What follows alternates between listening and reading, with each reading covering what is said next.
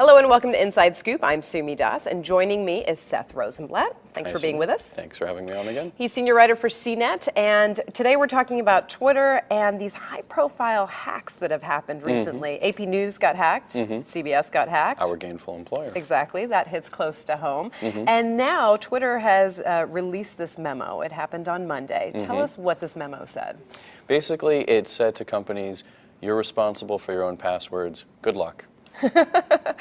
But some good advice in this memo, right? Basically, it was Absolutely. sent to journalists and people that might be targeted in the future. Twitter has had a problem with spear phishing. So explain what spear phishing is, first of all. So spear phishing are phishing attacks that are directed at specific people using information that they are likely to recognize as familiar, so that they are basically more susceptible to the phishing attempt, which is where they enter in their password or other authentication information into a website that looks real, but in fact is there just to steal their information. Okay, so what should people be doing with their passwords? What constitutes a strong one? What constitutes a weak one? We get this advice all the time, but it seems like it's a big deal. Traditionally, people think of having one-word passwords with a lot of funny characters in them, pound signs and dollar signs and percent signs and, that's no good. and capitals and numbers and things like that. They're actually very hard to remember. Yes. And not only that, and which is actually much worse, they're very easy for machine logic to guess. The way to do it actually is to go in the other direction. Choose a password that's easy for you to remember, but harder for a machine to guess. And one of the best ways to do that is to choose a multi-word password that uses spaces.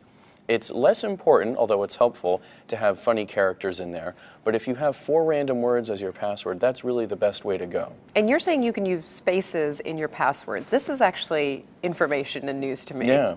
So that's acceptable for Twitter. You can put spaces in your password. Twitter supports it, Facebook supports it, Google supports it. I don't believe that Microsoft does, but Microsoft does support two-factor authentication, which a lot of other services also support. And what is Twitter doing? I mean, besides saying create stronger passwords and change your passwords, they're actually doing taking some security measures on their end too. They are. They are apparently working on two-factor authentication, so that's a big step. Yeah, let's explain what that is. Sure. So two-factor authentication, or 2FA as it's called, involves using 2 of 3 different kinds of information to authenticate that you are who you say you are when you're logging in. Okay. There's a knowledge component, so that can be a password or a pattern or a PIN number.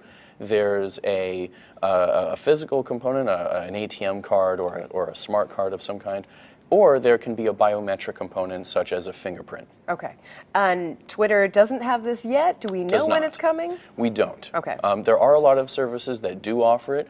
Google has it, Facebook has it, Amazon Web Services has it, Dropbox has it. Microsoft has it with Hotmail, Yahoo uses it. There's a lot of high-profile services that do use 2FA, which is great. However, 2FA is still susceptible to spear phishing, which is the kind of phishing that's been used in the past to get people's Twitter account passwords. And at the end of the day, there is no such thing as a 100% secure authentication method.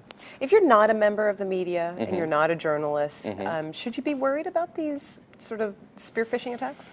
I think you should be concerned. I think it's always important for people to remain vigilant about opening emails. It's less of a concern now with attachments when everyone's using webmail. It's much more important that when you look at an email that you're taking a look at who it's coming from, the domain of where it's coming from, the link. If you click on a link before you do, take a look at it, see where it's going. If it says something like bidnet or something weird, and you're looking for your bankofamerica.com, then you've got a problem and you probably should just delete the email. Right, okay. All right, so in the meantime, we'll just keep watching for Twitter to release that two-factor authentication. Absolutely. Seth, thank you so much. Thanks a lot. For Inside Scoop, I'm Sumi Das. Thanks for watching.